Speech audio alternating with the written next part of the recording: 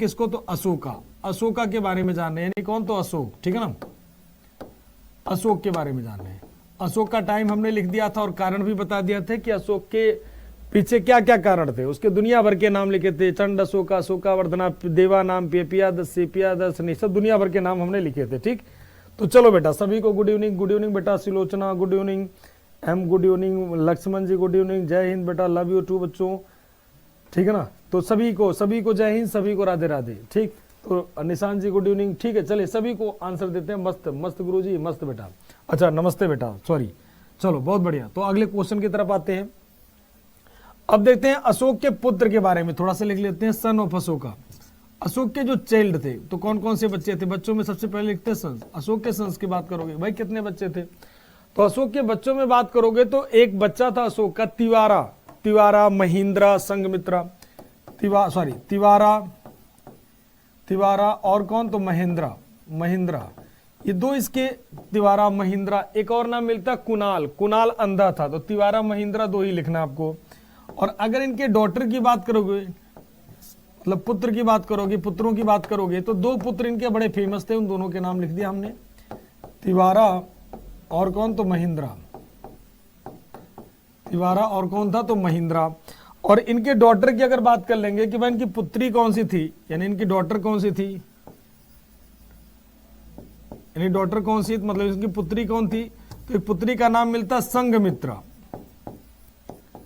पुत्री का नाम मिलता है क्या, तो संघमित्रा, संघमित्रा, संघमित्रा। ये कौन थी, इनकी पुत्री थी कौन, तो संघमित्रा, संघमित्रा इनकी पुत्री का नाम था, किसके, तो अशोक की। अशोक की पुत्री का नाम क्या था, तो संघमित्रा। अब अशोक के टीचर की बात करोगे तो टीचर तीन होंगे, एक रिलीजियस टीचर होगा और एक जो सॉरी बौद्ध धर्म में कन्वर्ट करने वाला होगा, तब इस पे चर्चा थोड़ी देर में, ठीक है। अब अशोक के समय सबसे बड़ा जो पावरफुल बात थी वो क्या, तो कलिंग का युद्ध। कौन सा युद्ध, तो कलिंग का युद्ध। चलो देखते हैं अगला पॉइंट, कलिंग का युद्ध, यानी क्या, तो बैटल ऑफ कलिंगा, यानी कौन सा बेटा, तो battle of Kalinga, battle of Kalinga, यानी कौन सा युद्ध, तो कलिंग का युद्ध, कलिंग का युद्ध, कलिंग का युद्ध। कौन सा युद्ध बेटा, तो कलिंग का युद्ध। अब कलिंग का युद्ध कब हुआ, ठीक, तो बैटल ऑफ कलिंगा। देखो सबसे पहला पॉइंट, ठीक ठीक। तो अशोक के दो पुत्रों का हमने जो बच्चे अभी ज्वाइन किए हैं वो जान लें, अभी हम लोग कुछ नहीं पढ़े हैं, बस स्टार्ट ही किए हैं, जस्ट स्टार्ट किए हैं, ठीक है ना। तो इसके पुत्र का नाम क्या, हाँ पुत्री का नाम संघमित्रा। चले सभी का आंसर आ चुके हैं, बढ़िया आंसर। तो पुत्र का नाम तिवारा, अरे मतलब पुत्र का नाम तिवारा, महेंद्रा, एक और नाम मिलता है, डॉटर का नाम क्या, संघमित्रा। बैटल ऑफ कौन सा, तो कलिंग। अब कलिंग कहां पर है, तो उड़ीसा में। कब हुआ, तो 261 बीसी में, ठीक। किसके किसके बीच हुआ भाई, तो सामंथा महापद्मनाभा, महापद्मनाभा, सामंथा महापद्मनाभा, यानी किसके किसके बीच, तो सामंथा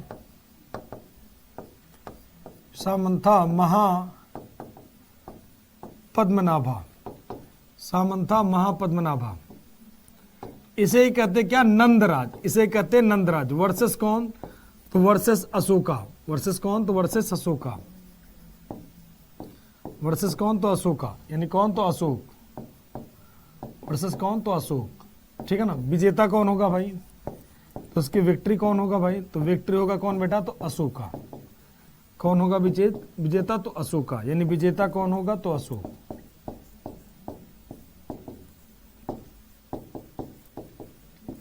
अब एक पॉइंट, तो कलिंग का युद्ध कब हुआ, तो 261 बीसी में। किसके किसके बीच, तो सामंथा महापद्मनाभा और कौन, तो अशोक के बीच में। विजेता कौन हुआ बेटा, तो विजेता हुआ कौन, तो अशोक। अब इस युद्ध के बाद अगर हम बात करें इस युद्ध में, तो इस युद्ध का डिटेल हमें मिलता है किसमें, तो 13 रॉक डेट, यानी 13वें शिलालेख में। तो अगला पेज पे आते हैं, दोबारा यहीं आएंगे, परेशान नहीं होना, दोबारा बैक आते हैं। तो द डिटेल ऑफ कलिंगा वार, या द विविध description of Kalinga war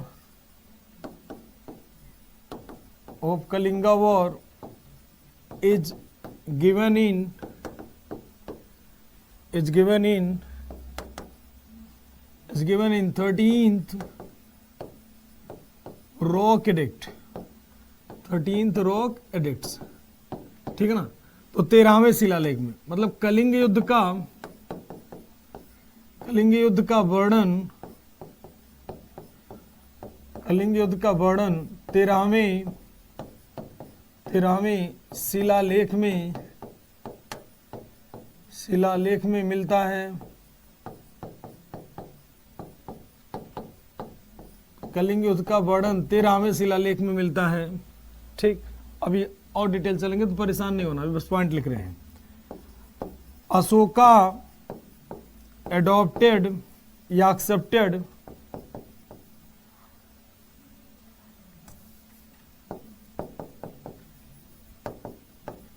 Buddhism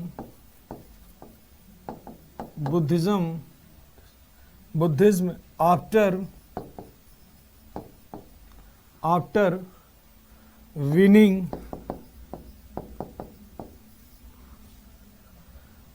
winning Kalinga war, for that, इसे साथ ही जोड़ देते हैं, for that he was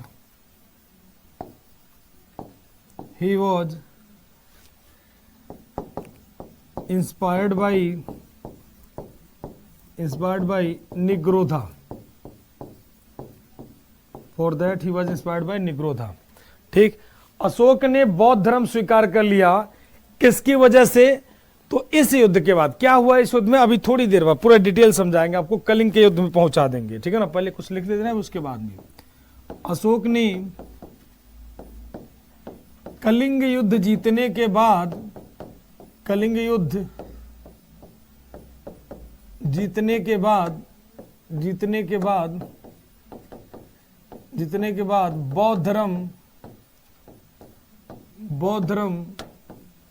बौद्ध धर्म स्वीकार किया।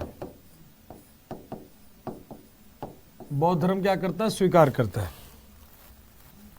अब आते हैं डिटेल में समझते हैं। देखो, अशोक का, जो बच्चे लेट में जुड़े जान ले कि हम लोग जानते हैं अशोक के दो पुत्र यहाँ मिलते हैं, तिवारा, महिंद्रा, और इसके अलावा कुणाल वगैरह भी थे, वो अंधा था। डॉटर की नाम बात करेंगे तो संघमित्रा। ठीक, दूसरा पॉइंट पे तो पत्नियां हमने आपको बता दिया, कलिंग की एक थी, कौन? कारुवकिया। और कलिंग का मतलब कहां पर हो गया? तो उड़ीसा में। कहां पर? तो उड़ीसा। और उड़ीसा में कहां पर? तो भुवनेश्वर का नाम सुना, भुवनेश्वर का नाम सुना। तो भुवनेश्वर में जो है उसे कहते हैं कलिंग, ठीक है ना। अब देखो, कलिंग इस युद्ध का कारण सबसे पहले बताते हैं, कोई भी युद्ध बिना कारण के नहीं होता, ठीक है ना। तो कलिंग युद्ध की अगर बात करोगे तो कलिंग एकमात्र ऐसा क्षेत्र है, उड़ीसा का भुवनेश्वर एकमात्र ऐसा सेक्टर था जिसको अभी तक मौर्य डायनेस्टी का कोई भी राजा जीत नहीं पाया था, चाहे वो बिंदुसार हो, चाहे वो चंद्रगुप्त मौर्य हो, उन लोगों ने नहीं। और उन्होंने कलिंग की अधीनता भी, कलिंग के लोगों ने मौर्यों की अधीनता भी स्वीकार नहीं की। तो अशोक ने इनके सामने दो प्रपोजल दी, बोला या तो तुम हमारी अधीनता स्वीकार कर लो, पहला कारण। ठीक, माना जाता है कि अधीनता स्वीकार करने के लिए अशोक ने इनके सामने प्रपोजल भेजे, और कलिंग के लोगों ने उसे मना कर दिया कि हम अधीनता आपकी स्वीकार नहीं करेंगे। ठीक, पहला पॉइंट, अटैक का इमीडिएट कॉज।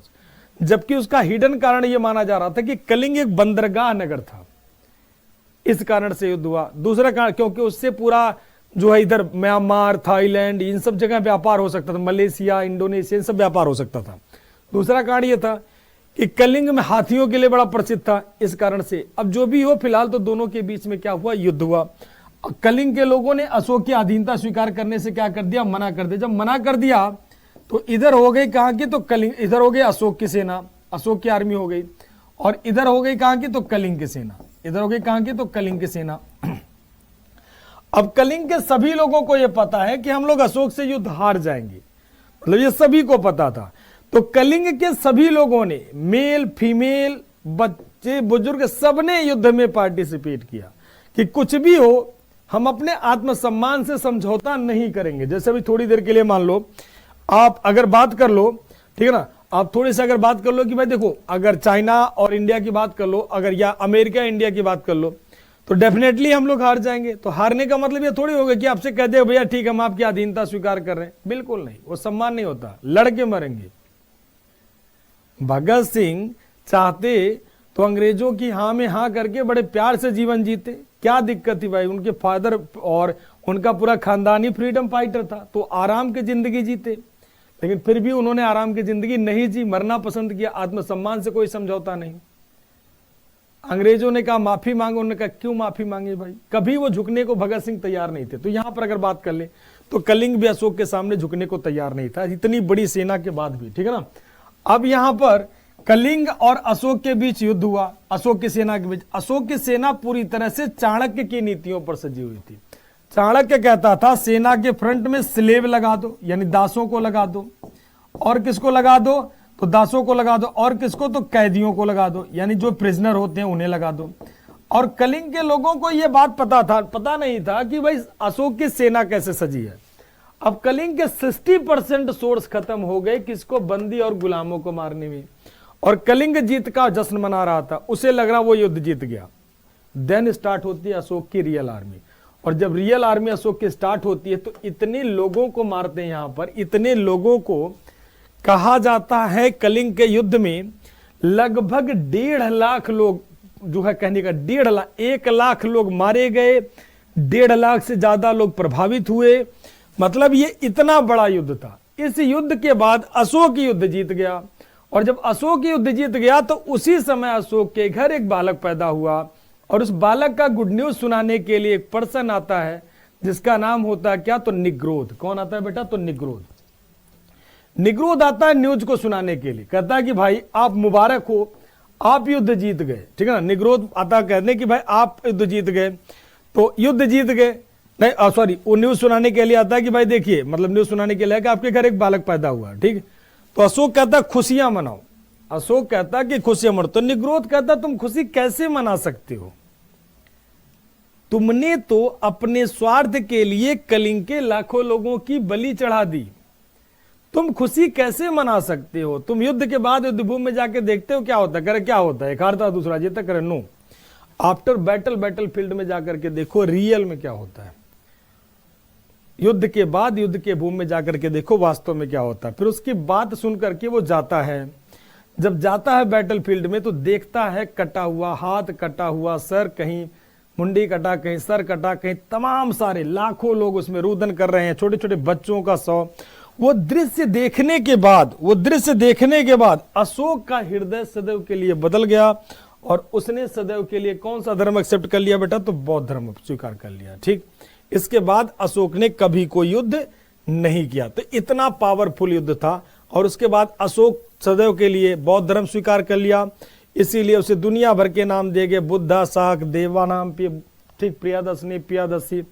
तो अशोक को किसकी बात सुनकर प्रभावी हुआ था, तो निग्रोध का। और इस पूरे बैटल का जो डिटेल मिलता है हमें कौन से रॉकेट एक्ट में मिलता है, तो 13th रॉकेट एक्ट में। कौन से, तो 13वें शिलालेख में मिलता है। कौन से, तो 13वें शिलालेख में मिलता है, ठीक। रॉक का मतलब होता है पत्थर, एडिक्ट का मतलब होता है शिला। तो रॉक एडिक्ट, नहीं, पत्थरों पर जो लिखा गया लेख है उसे कहते हैं रॉक एडिक्ट। अब बात करते हैं भाई, निग्रोध के वचन सुन के अशोक क्या हुआ था, प्रभावित हुआ। लेकिन उसको कन्वर्ट कौन करता है, बट कन्वर्जन किसके द्वारा किया जाता है, मतलब कन्वर्जन किसके द्वारा, यानी कन्वर्ट किसके द्वारा किया जाता है, but converted by Ashoka, converted by उपगुप्ता।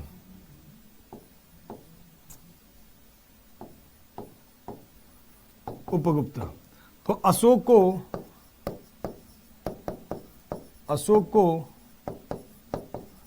Upagupta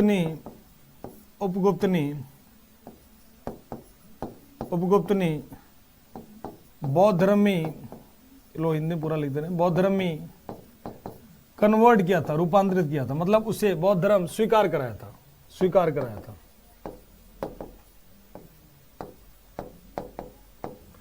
initiate किसके द्वारा किया जाता है, तो इनिशिएट किया जाता है किसके द्वारा, तो उपगुप्ता के द्वारा। सभी का क्लियर है, एक बार बता दें सारे लोग।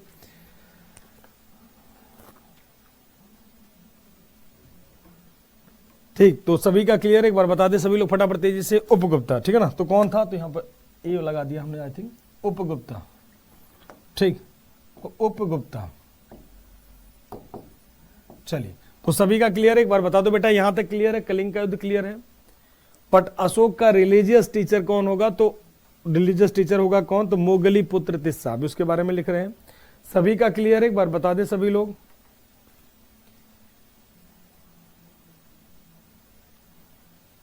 ठीक, क्लियर गुरुजी, क्लियर गुरुजी, क्लियर गुरुजी, कोई दिक्कत नहीं बेटा। हाँ, उपगुप्त द्वारा, ठीक है, उपगुप्त द्वारा।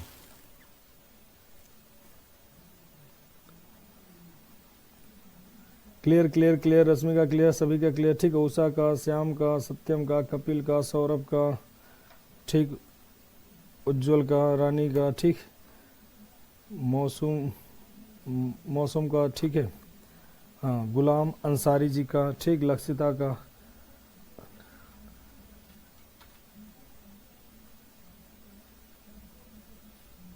सामंथा राजा था बेटा, सामंथा राजा था सुरेंद्र, ठीक है ना, सामंथा राजा था। क्लियर, चलो सभी के क्लियर है। अगले पॉइंट पे आते हैं भाई, नेक्स्ट पॉइंट पे आते हैं। ठीक, तो इसके बाद तो ये हो गया आपके क्या, तो 13वें शिलालेख में कुल डेथ कितनी हुई, तो 1 लाख से ज्यादा। कुल डेथ कितनी हुई, टोटल डेथ लो लिख दे रहे हैं, टोटल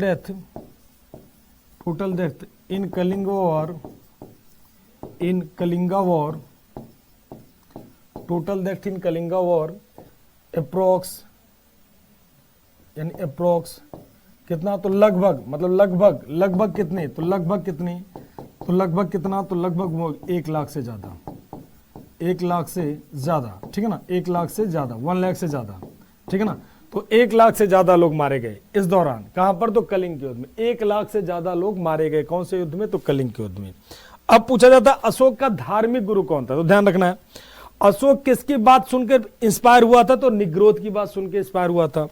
अशोक ने बौद्ध धर्म, अशोक को बौद्ध धर्म में कन्वर्ट कौन करता, तो उपगुप्ता। बट अशोक का रिलीजियस टीचर कौन था, तो मोगली पुत्र तिस्सा। लो लिख दे रहे, Mowgli Putra Tissa, Mowgli Putra Tissa was, Moggali Putra Tissa was religious teacher of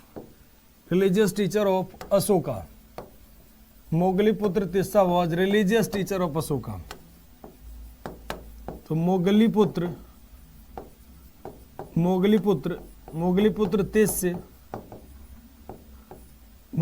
Tissa Ashok का धार्मिक गुरु था, अशोक का धार्मिक गुरु था। तो Moggali Putra Tissa was religious teacher of Ashoka. तो मोगली पुत्र तिस्स अशोक का क्या था, धार्मिक गुरु था। ये पॉइंट हमेशा याद रखना कि अशोक का धार्मिक गुरु कौन था, तो मोगली पुत्र तिस्स, ठीक है ना। अब आते हैं अगले पॉइंट पे। अशोक ने एक शहर बनाया था, कौन सा, तो श्रीनगर शहर। अशोका बिल्ट श्रीनगर सिटी,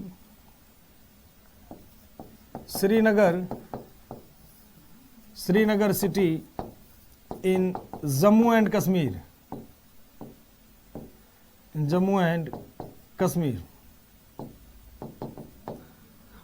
अशोक ने जम्मू कश्मीर में, ये मोस्ट इंपॉर्टेंट लाइन है, बहुत पूछा जाता है, मोस्ट इंपॉर्टेंट लाइन है, ये बहुत पूछा जाता है, ठीक है बेटा। अशोक ने, चलिए एक फटाफट प्यारा सा क्वेश्चन बताओ, सभी का क्लियर। सर अशोक किसकी बात सुनकर प्रभावित हुआ था, इसको हिंदी में लिख दें। अच्छा, किसकी बात सुनकर प्रभावित हुआ था, लिखा तो है शायद बेटा, नहीं लिखा है, चलो लिख देंगे यार, काहे परेशान हो, ये वाला पॉइंट नहीं लिखा है। ओके, अशोक बौद्ध धर्म में युद्ध जीतने के बाद बौद्ध धर्म स्वीकार किया, ठीक है ना, हाँ ठीक है वह। अच्छा, इसको पूरा हिंदी में लिख दें, चलो टेंशन कहाँ ले रहे हो यार, लोग फिर से हिंदी में लिख दे रहे हैं, खुश रहो मस्त रहो यार, टेंशन ना लिखो। बौद्ध धर्म स्वीकार किया, अशोक ने कलिंग युद्ध जीतने के बाद बौद्ध धर्म स्वीकार किया और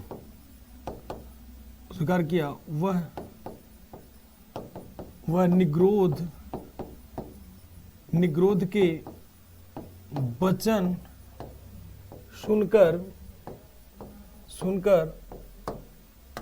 सुनकर प्रभावित हुआ। ठीक, खुश। चलो अब एक प्यारा सा सवाल बता दो। अशोक बौद्ध धर्म के वचन सुनकर के प्रभावित हुआ। कोई बात नहीं, लुम्बिनी उम्बिनी सब यात्रा करवाएंगे, काहे टेंशन ले रहे हो, लुम्बिनी उम्बिनी सब यात्रा करवाएंगे। ठीक, चलो अब आते हैं दूसरे पॉइंट पे। तो एक प्यारा सा सवाल बताओ, एक जो है एक झील का निर्माण करवाया जाता है, सुदर्शन झील का, गुजरात में, ठीक है ना, गुजरात में सुदर्शन झील किसने बनवाया था, फटाफट तेजी से बताओ। सुदर्शन झील का निर्माण किसने करवाया था? चलिए, अशोक ने श्रीनगर शहर की स्थापना, अशोक ने श्रीनगर शहर की स्थापना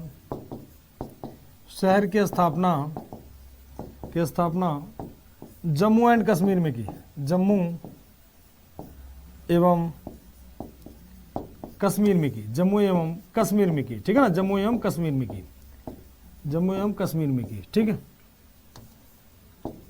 श्रीनगर शहर की स्थापना कहां करता है बेटा? जम्मू एवं कश्मीर में की, ठीक। तो श्रीनगर शहर की स्थापना कौन करता है? अशोका। कहां पर? तो जम्मू एंड कश्मीर में, ठीक। तो ये बार बार पूछा जाता है श्रीनगर शहर किसने बसाया था, तो श्रीनगर शहर कौन बनाता? तो अशोक बनाता। कौन? अशोक बनाता है, हमेशा याद रखना। श्रीनगर शहर की स्थापना कौन करता? अशोक करता है, ठीक। इसके बाद आते हैं दूसरे पॉइंट पे, नेक्स्ट पॉइंट पे। थर्ड बुद्धिस्ट काउंसिल, तीसरा बौद्ध सम्मेलन, थर्ड बुद्धिस्ट काउंसिल या कॉन्फ्रेंस कर लो, कोई दिक्कत नहीं है। कॉन्फ्रेंस यानी क्या? तो तीसरा बौद्ध सम्मेलन, यानी क्या? तो तीसरा बौद्ध सम्मेलन, तीसरा बौद्ध सम्मेलन, तीसरा बौद्ध सम्मेलन। अब कहोगे गुरुजी तीसरा बौद्ध सम्मेलन कब हुआ भाई?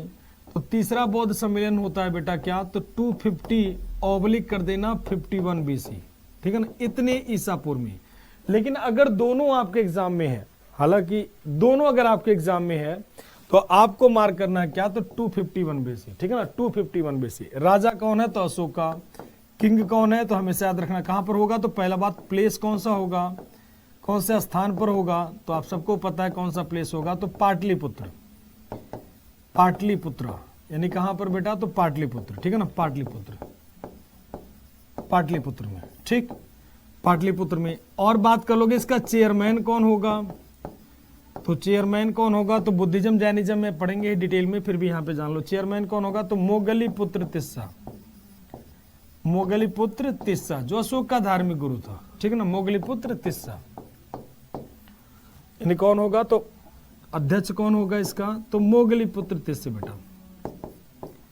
अध्यक्ष कौन होगा? तो मोगलीपुत्र तिस्स, मोगलीपुत्र क्या? तो तिस्स, ठीक, मोगलीपुत्र तिस्स। तो इसका क्या होगा? अध्यक्ष होगा। किसके समय होगा? तो किंग आप सबको पता है कौन है, तो किंग कौन है? तो अशोका। किंग कौन है बेटा? तो अशोका, अशोक राजा है, ठीक। सभी के आंसर आ गए। सोनम के आंसर चंद्रगुप्त, धर्मवीर, लक्ष्मण, पल्लवी, दीपक, श्रेया, ललिता, सभी के आंसर आ गए बेटा। बहुत बढ़िया आंसर सभी बच्चे दे रहे हैं। प्रिंस उपाध्याय जी का, सभी का आंसर आ गया। चंद्रगुप्त सर, अशोक ने कर्ण चौपड़ सुदामा गुफा बनवाई थी। अरे बनवा रहे हैं बेटा, कहे परेशान हो, सब बनवा रहे हैं, सब बनवा देंगे, ठीक है ना, सब बनवा देंगे। कर्ण चौपड़ सुदामा गुफा, ठीक है, लोमस ऋषि, सब जो भी है सब बनवा देंगे, ठीक है। बस एक एक करके पढ़ते रहो, कोई दिक्कत नहीं है, ठीक। चलिए सभी के आंसर बढ़िया, अशोका। अब इसी बात पे बता दो कि मेगास्थनीज की किताब का नाम क्या है? फटाफट तेजी से बताओ, मेगास्थनीज का किताब का नाम क्या है? फटाफट तेजी से बताओ, मेगास्थनीज की किताब का नाम क्या है? मेगास्थनीज की जो किताब लिखी है ना कुछ, तो मेगास्थनीज की किताब का नाम क्या है?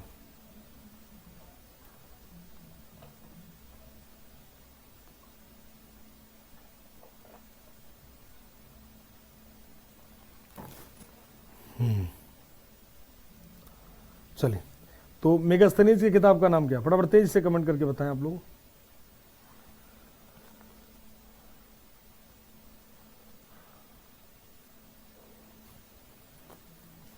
इंडिका, बढ़िया आंसर लग रहा, मन से पढ़ रहे हो सारे के सारे बच्चे, ठीक।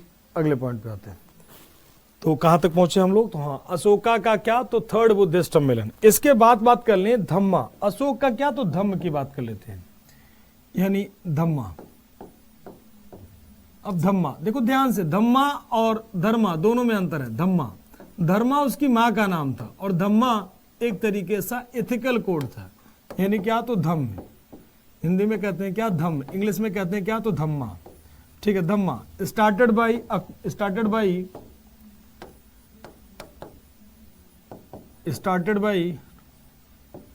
बाई अशोका। किसके द्वारा शुरू किया गया था? तो अशोक के द्वारा। किसके द्वारा? तो अशोक के द्वारा शुरू, अशोक द्वारा शुरू। ठीक है ना, किसके द्वारा शुरू किया गया बेटा? तो अशोक के द्वारा शुरू किया गया। ठीक है ना, अशोक के द्वारा। तो ये क्या था? तो ये एक एथिकल कोड था। It was an ethical code, ethical code. ठीक है ना, ये क्या था? तो यह एक न्याय संहिता था, यह एक नैतिक संहिता था। यह एक नैतिक संहिता था। ठीक, इसमें क्या था भाई? तो धम्म, ठीक है ना, धम्म महामात्रा, धम्म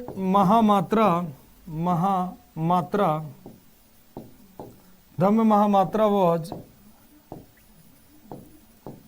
अपॉइंटेड बाई अशोका।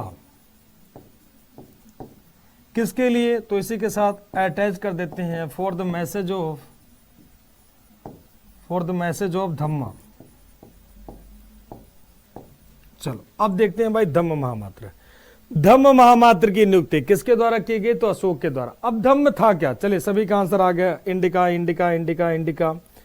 ठीक, बढ़िया आंसर सभी का आ रहा है, बहुत बढ़िया आंसर। एक और क्वेश्चन इसी बात पे, दिल खुश हो गया। इंडिका, मेगास्थनीज किसका राजदूत था? चलो अगले पॉइंट पे आते हैं, धम्म। तो धम्म महामात्रों की, धम्म क्या था? कि एथिकल कोड था। एथिकल कोड का मतलब हो गया कि नैतिक संहिता, बड़ों का सम्मान करना, मदर फादर की सेवा करना, प्राणियों के प्रति दया की भावना करना। कुछ इतिहासकार कहते हैं कि यह एक धर्म था, कुछ हिस्ट्री के ऑथर्स कहते हैं नहीं भाई यह एक धर्म था। तो धर्म के लिए कुछ कंडीशन होते हैं कि भाई धर्म कैसे मानोगे, ऐसे थोड़ी धर्म था मतलब कह दिया और धर्म हो गया। नो नो नो, धर्म के लिए कुछ कंडीशंस होते हैं। पहली कंडीशन धर्म के लिए सबसे महत्वपूर्ण, जब आप आईएएस का इंटरव्यू वगैरह देने जाओगे या किसी अच्छे लेवल का इंटरव्यू देने जाएंगे तो आपसे एक क्वेश्चन होगा कि दीन-ए इलाही धर्म था कि नहीं था, धम्म धर्म था कि नहीं था। तो कैसे आप प्रूव करोगे? कहोगे भाई देखो धम्म महामात्र भी नियुक्त किए गए मैसेज देने के लिए, ठीक है ना, तो आप कैसे सिद्ध करोगे कि यह धर्म नहीं था? ठीक, कैसे सिद्ध करोगे? तो सिद्ध करने के लिए सबसे जरूरी बातें होती हैं कि कोई भी चीज धर्म है कि नहीं है, उसके 3 कंडीशन होना चाहिए। पहला कंडीशन, उसमें क्या होना चाहिए? तो टेम्पल होना चाहिए। ठीक, दूसरा उसमें बुक होना चाहिए, बड़े बड़े धर्मों की बात कर रहा हूं, उसमें एक लीडर होने चाहिए। अगर वो 3 कंडीशन को फुलफिल कर रहा है देन वो रिलीजन है, अदरवाइज उसे रिलीजन कंसीडर नहीं किया जाता है। फॉर एग्जाम्पल हिंदू धर्म में देखो टेम्पल है कि नहीं है, बहुत सारे मंदिर है। ठीक, कहीं शिव जी का मंदिर है, कहीं कृष्ण भगवान का मंदिर है, कहीं हनुमान जी का मंदिर है, तमाम बहुत सारे मंदिर है हिंदू धर्म में। मुस्लिम धर्म में टेम्पल के रूप में क्या है? तो मुस्लिम धर्म में टेम्पल के रूप में क्या है? तो मॉस्क्यू है, मतलब मस्जिद है, ठीक है ना। क्रिश्चियन धर्म में टेम्पल के रूप में क्या है? तो चर्च है। क्रिश्चियन धर्म में टेम्पल के रूप में क्या है? चर्च है। और सिख धर्म में टेम्पल के रूप में क्या है? गुरुद्वारा है। यहां पर कोई मंदिर नहीं था। पहला पॉइंट, पहले कंडीशन को फुलफिल नहीं कर रहा है। दूसरी कंडीशन आते हैं बेटा, उसमें क्या होना चाहिए? बुक। टेम्पल का मतलब होता है मंदिर, ठीक है ना, ध्यान रखना मंदिर। और बुक का मतलब होता है क्या? तो किताब। उसमें एक किताब होनी चाहिए। किताब कैसा हो बेटा? तो होली बुक हो। होली बुक का मतलब कहते हैं कि पवित्र किताब हो। जैसे हिंदू धर्म में देखोगे गीता है, रामायण है, ठीक। मुस्लिम धर्म में देखोगे क्या? तो मुस्लिम धर्म में क्या है? कुरान है, ठीक। सिख धर्म में देखोगे क्या है? तो गुरु ग्रंथ साहिब है। क्रिश्चियन धर्म की बात कर लेते हैं तो क्रिश्चियन धर्म में क्या है? बाइबल है। यहां पर कोई ऐसी बात नहीं थी, कोई ऐसी किताब नहीं थी। दीन-ए मतलब धम्म जो है कोई सी किताब उताब शब्द नहीं है, 2-4 लाइनें लिख दी गई तो किताब नहीं, ठीक। चौथी चीज एक लीडर हो। लीडर ऐसा हो जिसकी बातें पूरे समाज को प्रभावित कर पाए। जैसे सिख धर्म में देखोगे गुरु नानक जी 10 गुरु थे। क्रिश्चियन धर्म में देखोगे जीसस थे, ठीक। और बात कर लो क्रिश्चियन धर्म में कौन? तो जीसस की बात कर लो। और चले जाओ भाई सिख धर्म में, तो सिख धर्म में आ जाओगे कौन? तो गुरु जी और 10 गुरु। मुस्लिम धर्म में पैगंबर मोहम्मद साहब। हिंदू धर्म में तो लॉर्ड रामा, लॉर्ड शिवा, ठीक। भगवान शिव, भगवान कृष्ण, यानी लॉर्ड रामा, लॉर्ड शिवा, ठीक। ये सारे के सारे, ठीक है ना, सब भगवान देवी देवता हैं। और यहां पर अशोक को कलिंग का हत्यारा माना जाता है। अभी थोड़ी देर पहले आपने देखा है, ठीक। पूरी क्लास कलिंग में पहुंचा दिए थे, ठीक, सब सपनों में खो गए थे और अभी भी खोए पड़े हैं। ठीक, तो कहने का मतलब एक लीडर के पास ऐसी क्वालिटी, तो लीडर एक इसे ग्रेट कह सकते हो, कलिंग का हत्यारा माना ग्रेट कह सकते हो, बट गॉड का दर्जा देना ये थोड़ा सा सही नहीं लगता है। मतलब लीडर तो था बट इतना नहीं था कि उसे महान बना सकते हो, भगवान नहीं, इसलिए इसे महान का दर्जा दिया जाता। महान के बाद जो अगला दर्जा होता क्या होता, भगवान का ही दर्जा होता है। ठीक, अगर आप महान से इंसानों में थोड़ा सा क्या हो गए, इंसानों में महान हो गए, तो महान के बाद क्या हो जाओगे, भगवान हो जाओगे। ठीक, जब आपकी प्रतिमा बनने लगी, आपको लोग पूजने लगे, तो समझ लो आप भगवान बन गए। ठीक, वो कभी भी हो सकता है। ठीक, तो प्रतिमा बन जाए तो समझ लो आप भगवान हो जाओगे, महान हो सकते हो, भगवान नहीं। ठीक ठीक, क्लियर। तो ये ग्रेट था, गॉड नहीं था। तो ये सारे पॉइंट हो गए क्या, धम्म में। तो सभी का क्लियर है। ठीक, चलिए अगले पॉइंट पे आते हैं। तो इसको हिंदी में ट्रांसलेट कर देते हैं। अशोक ने धम्म महामात्रों की नियुक्ति, धम्म महामात्रों की नियुक्ति, धम्म महामात्रों की नियुक्ति, धम्म महामात्रों की नियुक्ति धम्म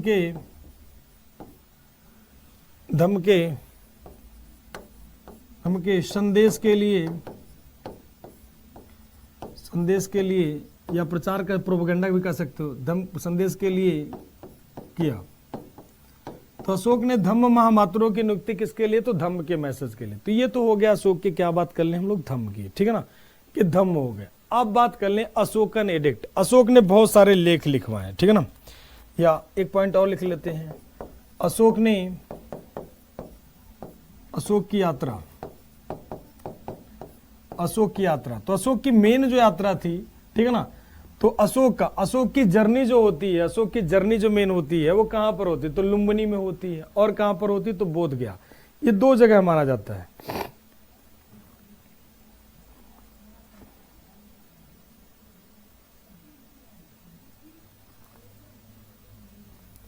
क्लियर है गुरुजी, क्लियर है गुरुजी। गिल्सन, भारत, अभय, सभी का क्लियर। चलिए, बढ़िया आंसर सभी की। ठीक,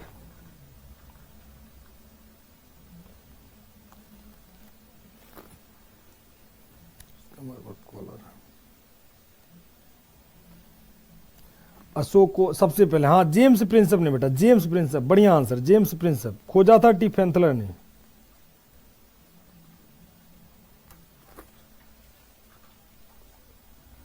ठीक है ना।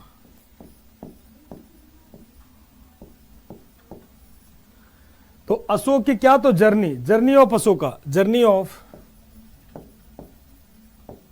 अशोका, अशोक की जर्नी कहां कहां पर जाता है भाई, अशोक कहां कहां की जर्नी करता है, तो लुम्बिनी कहां है भाई, तो लुम्बिनी कहां है, तो नेपाल में। लुम्बिनी कहां पर है, तो नेपाल में। ठीक है ना, नेपाल में। कितने साल में जाता है, क्या करता है, उसे याद करने की जरूरत नहीं। 20वें साल जाता है, बट वो याद करने की जरूरत नहीं है। ठीक है ना, लुम्बिनी। और कहां पर, तो बोध गया। और कहां पर, तो बोध गया, बोध गया। ठीक है ना, कहां पर, तो बोध गया। कहां पर है ये, तो बिहार में। इसके अलावा और भी यात्रा करता है। ठीक है ना, तो वो सब याद करने की जरूरत नहीं है। बोध गया, ये सब क्यों पूछा जाता है, क्योंकि बुद्ध से जुड़ा बहुत बड़ा महत्वपूर्ण प्लेस है बोध गया। कहां पर है, तो बिहार में। ठीक, तो दो जर्नी महत्वपूर्ण मानी जाती है अशोक की यात्रा, क्योंकि बौद्ध धर्म स्वीकार करता है, तो उसी के उद्देश्य से कहां कहां पर यात्रा करता है, तो बोध गया। और कहां पर, तो जर्नी, तो और कहां पर, तो आपके बिहार में। इसके बाद अगर हम बात कर लें अशोकन एडिक्ट, अशोक के लेख, ये बहुत पूछे जाते हैं, ध्यान रखना है। अशोकन एडिक्ट्स यानी क्या, तो अशोक के लेख कौन कौन से, तो पूरा एक साथ लिख दे रहे हैं। Ashokan rock addicts,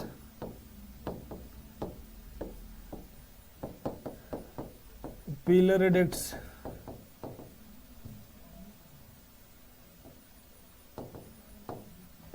and inscription.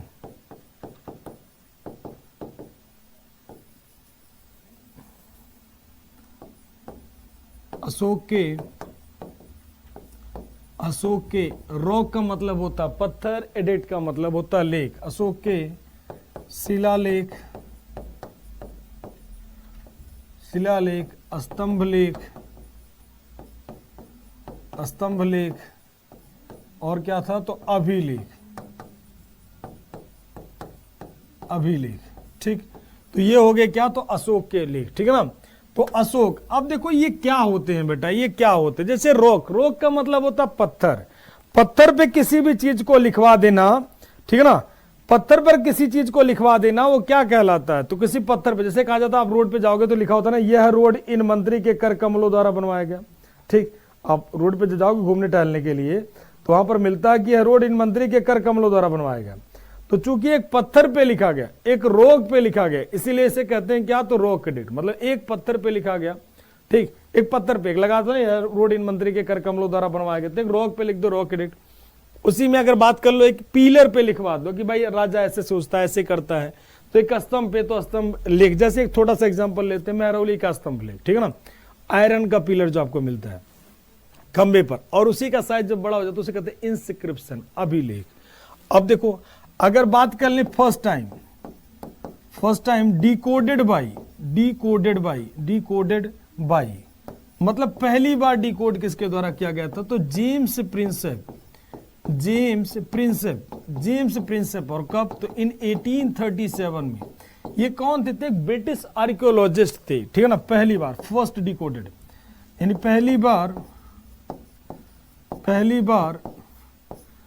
बार पढ़ा गया था, पढ़ा गया था, डिकोड का मतलब होता है पढ़ा गया, जेम्स प्रिंसेप के द्वारा, जेम्स प्रिंसेप के द्वारा, जेम्स प्रिंसेप के द्वारा 1837 में। ठीक, और इसकी खोज करने वाले कौन थे, तो डिस्कवर्ड बाई, डिस्कवर्ड बाई यानी खोजकर्ता, खोजकर्ता, तो खोजकर्ता कौन थे, तो टी फेंथलर थे, तो खोजकर्ता कौन थे, तो टी फेंथलर, तो टी फेंथलर ने खोज किया था किसको, तो इसी को, ठीक है ना। तो खोजकर्ता टी फेंथलर थे, डिकोड करते हैं कौन, तो जेम्स प्रिंसेप। कौन डिकोड करेंगे बेटा, तो जेम्स प्रिंसेप। और अशोक किससे इंस्पायर होकर लिखवाता है, ऐसा नहीं कि पहले से था, बिल्कुल नहीं, अशोक किसी न किसी से प्रभावित होता है, और क्या चीजें थी इन सब में, तो इस पे चर्चा कर रहे हैं, ठीक है ना। तो डिकोड किया जाता है किसके द्वारा, तो जेम्स प्रिंसेप के द्वारा, कब 1837 में, और पहली बार किसने पढ़ा था, तो जेम्स प्रिंसेप ने, ठीक है ना। अगले पॉइंट पे आते हैं भाई, इंस्पायर्ड, अशोक इससे लिखवाने के लिए किससे इंस्पायर हुआ था, तो Ashoka was first Indian king,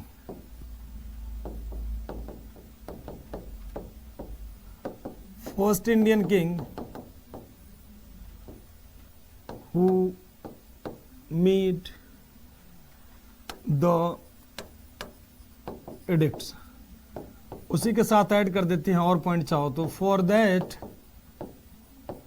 he was inspired by, for that he was inspired by Darius of Persia, ठीक है ना। तो अशोक पहला भारतीय राजा था, अशोक पहला भारतीय राजा था, पहला भारतीय राजा था जिसने लेख लिखवाना शुरू किया। एडिट का मतलब होता लेख, लेख लिखवाना शुरू किया। वह ईरान यानी पर्सिया, पर्सिया यानी ईरान, चलो ईरान ही लिख दे रहे हैं, ईरान या पर्सिया, ईरान या पर्सिया, पर्सिया के राजा, पर्सिया के राजा, पर्सिया के राजा, राजा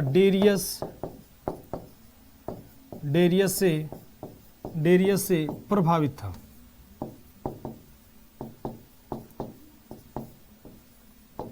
ठीक, तो अशोक पहला राजा था जिसने लेख लिखवाना शुरू कर दिया। फिर से समझ लो, अशोक ने, रॉक का मतलब होता है शिला, एडिक्ट का मतलब होता है लेख। तो किसी पत्थर पे किसी चीज को लिख देना क्या कहलाता है? Rock edict. लेकिन इसके लिखने के लिए मैन्युस्क्रिप्ट यूज किया जाता, मतलब इसको लिखने के लिए छीनी हथौड़ी का यूज किया जाता है, ऐसे नहीं, छीनी हथौड़ी का यूज करके उस पर दबाव दे करके, कैसे गांव वगैरह में पत्थरों को काटने के लिए जैसे उस पर कला बनाई जाती, तो उसी तरह से लेख लिखे जाते थे। ठीक, पीलर पे लिख दिया तो पीलर इंस्क्रिप्शन। तो पहली बार डिकोड करते हैं, खोजा गया टी फैंथलर के द्वारा, और डिकोड किया जाता है किसके द्वारा? जेम्स प्रिंसेप के द्वारा। ठीक बेटा। और दूसरी पॉइंट, यह पहला भारतीय राजा था जिसने इस तरह का लेख लिखवाना शुरू किया। और किससे प्रभावित था? तो ईरान के राजा थे, कौन? टोडेरियस से, उसी से प्रभावित था। अब इसमें क्या बातें हैं, जैसे देखो थोड़ी देर के लिए, ठीक है ना, तो अब अगर पूछ लें कि भाई थोड़ी चीजों के लिए, ठीक है ना, ठीक, अब थोड़ी सी बातें अगर इसमें हम लोग कर लें कि भाई क्या चीजें हैं, ठीक, तो अगर यहां पर थोड़ी सी पॉइंट पे देखेंगे कि भाई क्या होता था इन सब में, जैसे मान लो आज के टाइम में प्रिंट मीडिया, इलेक्ट्रॉनिक मीडिया है, यदि कोई भी मैसेज मोदी को देना है, यदि कोई भी मैसेज मोदी जी को देना है, ठीक, कोई भी मैसेज देना, किसी भी तरह का कोई भी मैसेज देना है, तो उन्होंने मैसेज दे दिया, ठीक है ना, कोई भी मैसेज दे दिया, तो मैसेज दे दिया, तुरंत हम लोगों को पता चल जाता है, ठीक है ना। आपको यदि हमने शब्द लिख दिया कि अशोक पहला भारतीय राजा था जिसने लेख लिखवाना शुरू किया, वो ईरान के राजा पर्शिया से प्रभावित था, इसको हमने कहा बेटा एक काम करो, इस मैसेज को ले जाके गांव गांव प्रसारित करो, तो बिल्कुल कर दोगे, कोई दिक्कत नहीं आएगी। हमने वर्बली आपसे बहुत सारी बातें बोल दी, हमने वर्बली आपसे कहा, मान लो कोई भी बच्चा है इसमें, मान लो कोई बच्चा नहीं, ठीक है ना, मान लो कोई बच्चा, मान लो कपिल जी हैं, कपिल जी को हमने कहा कि बेटा एक काम करो, भारत का कपिल और 2-4 बच्चों को यहां से इकट्ठा कर दिया, और हमने आप में से 10-15 बच्चों को सेलेक्ट कर लिया, हमने कहा आप एक काम करो, भारत का प्रचार, कि भारत के टूरिज्म का और भारतीय सभ्यता संस्कृति का प्रचार आप पूरे देश, पूरे संसार में करके आओ। और सबको एक ही मैसेज दिया, और मैसेज क्या था? हमने कहा कि देखो भारत जैव विविधता का केंद्र है, यहाँ सांस्कृतिक कल्चर बहुत अच्छे पाए जाते हैं, हमारे यहाँ ताजमहल है जिसकी खूबसूरती बहुत अच्छी है, ताजमहल की हाइट इतने मीटर है, ताजमहल बनाने में 20,000 वर्कर लगे हैं, ताजमहल बनाने वालों के हाथ काटे गए नहीं काटे गए उस पर विवाद है, ठीक, जो हम बताएंगे वहां पे बातें होंगी।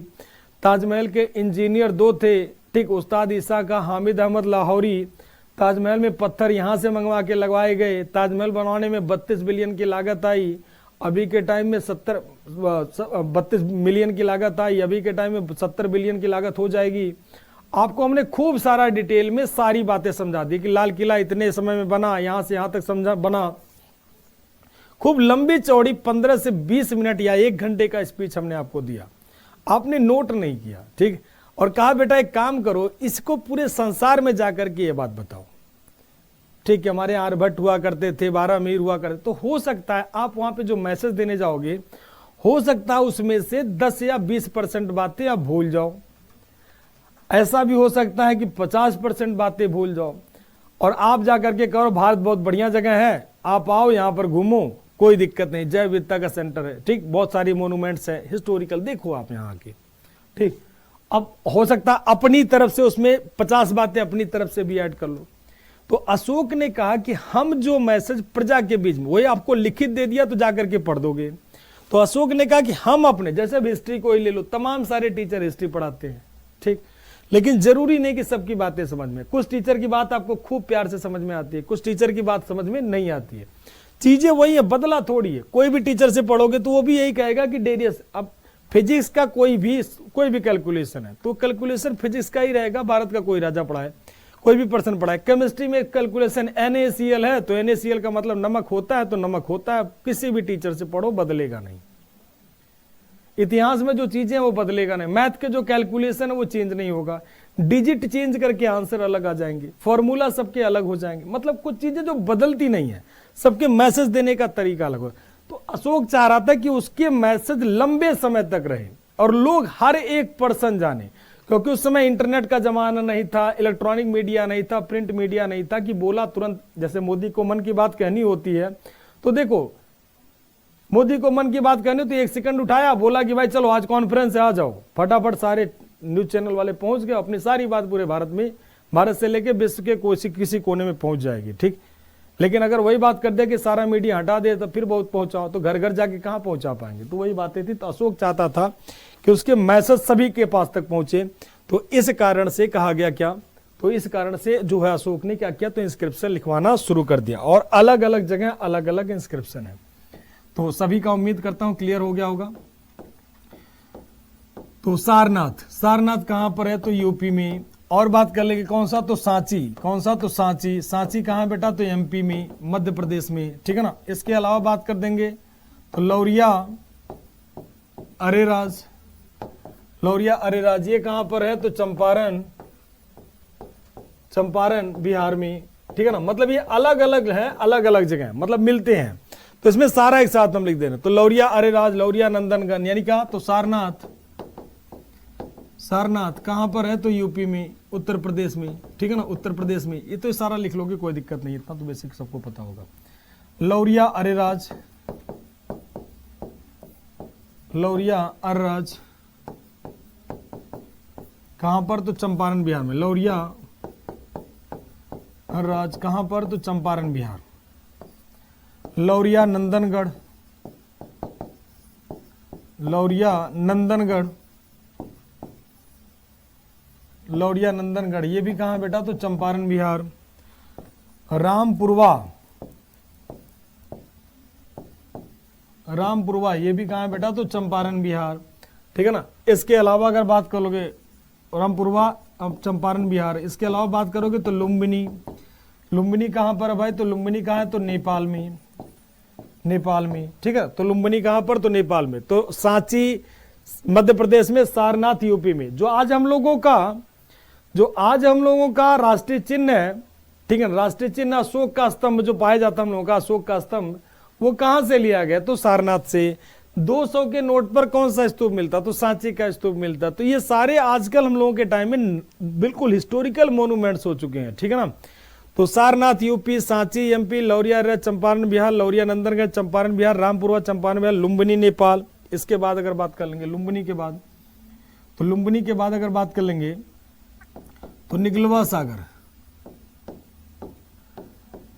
निगलवा सागर, तो ये भी कहां होगा बेटा, तो ये भी होगा कहां पर, तो नेपाल में, ठीक है कि कहां होगा, नेपाल में। इसके बाद अगर बात कर लेंगे हम लोग कौन सा, तो निगलवा सागर नेपाल में। इसके बाद अगर बात कर लेंगे तो शाहबाजगढ़ी, शाहबाजगढ़ी यानी कौन सा, तो शाहबाजगढ़ी, शाहबाजगढ़ी, तो ये कहां पर है, तो ये पाकिस्तान, कहां पर है बेटा, तो पाकिस्तान। बस इनका लोकेशन पूछता कौन सा कहां, इससे ज्यादा कुछ नहीं पूछता यहां पर। शाहबाजगढ़ी पाकिस्तान। और मानसेरा, मानसेरा, मानसेरा ये भी कहां है, तो पाकिस्तान, मानसेरा ये भी कहां, तो पाकिस्तान। इसके अलावा कालसी, कालसी देहरादून, देहरादून यानी कहां पर, तो उत्तराखंड, यानी कालसी कहां पर है, तो उत्तराखंड, उत्तराखंड, ठीक। इसके अलावा बात कर लेंगे तो कालसी कहां पर होगा, तो उत्तराखंड। इसके अलावा अगर बात कर लेंगे राम, और इसके अलावा बात करें तो कालसी उत्तराखंड। इसके बाद बात करेंगे कलिंगा, ये सब कहाँ है, तो ये सब inscription, rock edit, pillar edit सारा एक साथ लिख दे रहे हैं। कलिंगा कहां पर है, तो उड़ीसा, कलिंग कहां पर है, तो उड़ीसा, ठीक है ना, कहां पर है, तो उड़ीसा। कलिंग कहां पर है, तो उड़ीसा, भुवनेश्वर को कहते हैं, कहां पर, तो उड़ीसा। तो ये सारे किससे रिलेटेड है, तो अशोक से रिलेटेड है, ठीक है ना। कलिंग कहां पर है, तो उड़ीसा। तो ये इसके क्या हो गए, तो इंस्क्रिप्शन हो गए, ठीक। ये सारे के सारे रॉक एडिक्ट हैं, पिलर एडिक्ट है, इंस्क्रिप्शन है, जो अलग अलग जगह। अब इसमें आपके एग्जाम में ये क्वेश्चन कैसे आता है, तो ये आता है मिलाने के लिए कि बताइए शाहबाजगढ़ी कहां पर है, तो शाहबाजगढ़ी कहां मार्क करोगे, पाकिस्तान। भारत के बाहर अशोक के 4 है, तो शाहबाजगढ़ी और मानसेहरा और लुम्बिनी का, लुम्बिनी और निगलवा सागर, ये दोनों कहां पर, तो नेपाल में अशोक के लिए, ठीक। तो आज की क्लास हम लोग इतनी ही रखेंगे। नेक्स्ट क्लास में थोड़ा सा 2-4 पॉइंट है, उसे करके पोस्ट मौर्य शुरू हो जाएगा। तो आज की क्लास हम लोग इतनी ही रखेंगे। आप लोग अपना ध्यान रखिएगा, ठीक। तो आई थिंक सभी का क्लियर होगा, ठीक। राम जी ये सारे प्लेस है, हाँ बिल्कुल बिल्कुल, गिरनार है, धौली है, ठीक है ना। लो उड़ीसा वाला 1-2 और लिख दे रहे हैं। तो कलिंगा हो गया, धौली, धौली ये भी उड़ीसा में है, ये भी उड़ीसा में है धौली, ठीक है ना। गंजाम इसे भी क्या कहते हैं, उड़ीसा में, ठीक है ना। इसके अलावा अगर बात कर लें तो प्रयागराज, प्रयागराज ये कहाँ पर है, तो यूपी में, इलाहाबाद को प्रयागराज कहते हैं। इसके अलावा अगर बात कर लोगे तो सोपरा, तो सोपरा कहाँ पर है, तो महाराष्ट्र में, महाराष्ट्र में। इसके अलावा अगर बात करोगे तो येर्रागुडी, लो लिख ही दे रहे हैं, येर्रागुडी ये कहाँ पर है, तो आंध्र प्रदेश में, आंध्र प्रदेश।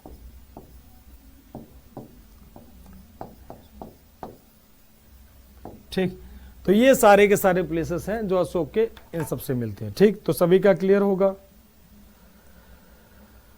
चलिए, क्लियर गुरुजी, क्लियर गुरुजी, क्लियर गुरुजी, क्लियर गुरुजी, क्लियर गुरुजी। राम राम बेटा, राम राम राम राम। धम्म एक तरीके से इथिकल कोड था। धम्म में क्या होता, बड़ों का सम्मान करना, मदर फादर की सेवा करना, प्राणियों के प्रति दया की भावना रखना, इसे कहते हैं गुरुजनों का सम्मान करना। ठीक, अकारण किसी की हत्या ना करना, ये सारा क्या मिलते हैं, तो अशोक के धम्म में मिलते हैं बेटा, ठीक है ना।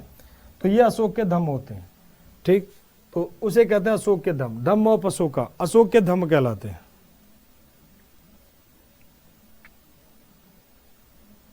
सोपारा महाराष्ट्र में है बेटा, महाराष्ट्र में। ठीक, हो जाएगी, जल्दी प्रैक्टिस होगी, मन काहे परेशान हो, सब करवा देंगे। अगर आप लोगों के पास टाइम रहा करे तो 3 PM पे थर्सडे फ्राइडे सैटरडे, ठीक है ना, 3 PM पे आप यूट्यूब पे आ जाया करो, वहां भी कर सकते हो। अगर खाली क्लास नहीं है तो, नहीं तो आपके एप्लीकेशन पे प्रैक्टिस करवाएंगे, तो परेशान नहीं होना, ठीक है ना। आपके एप्लीकेशन पे प्रैक्टिस होगा, तो इसके लिए टेंशन मुक्त रहो आप। ठीक, क्लियर, तो उसके लिए परेशान ना हो बेटा। येर्रागुडी आंध्र प्रदेश बेटा, येर्रागुडी आंध्र प्रदेश, आंध्र प्रदेश, येर्रागुडी आंध्र प्रदेश, ठीक है ना।